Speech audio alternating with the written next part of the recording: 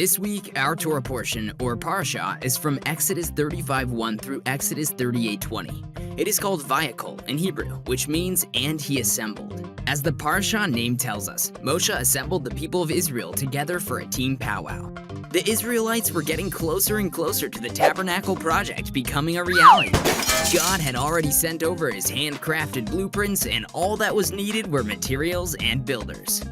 As for the former, the Israelites ended up doing a donation drive, giving their precious belongings to the building of the tabernacle. They were so generous in their giving that eventually Moshe had to tell them to stop. So plans were in, materials were gathered, but who would actually build the magnificent tabernacle? Any chance Bob the Builder's Jewish? Well, the building required construction experts who were able to work with all sorts of elements such as gold, silver, and bronze, and stone, wood, and yarn, to name a few.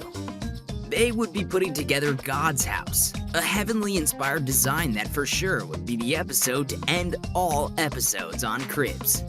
Well, to make the hiring process simple, God handpicked the guys for the job.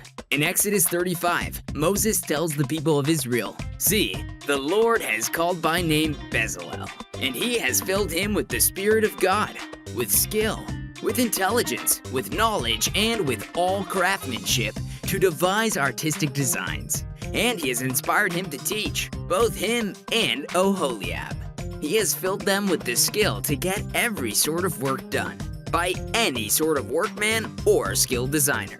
God's Spirit filled Bezalel and Oholiab, giving them off-the-chart skills and turning them into master artisans. In fact, Bezalel was the first recorded person in the scriptures to be filled with the Spirit of God.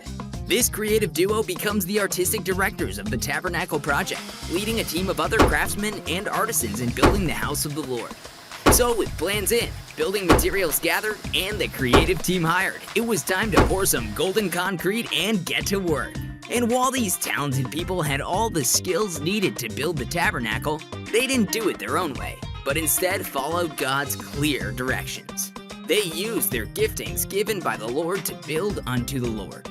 Because while God called them to use their incredible skills, he was still the chief architect with the grand design. In the same way, God has given each of us unique giftings. It might not necessarily be constructing ancient tabernacles in the desert, but there's no doubt that each of us is wonderfully made with God-given gifts and talents. And if we aren't quite sure what they are, we can ask God's Spirit to fill us, as he did Bezalel, and to show us the giftings we have been given.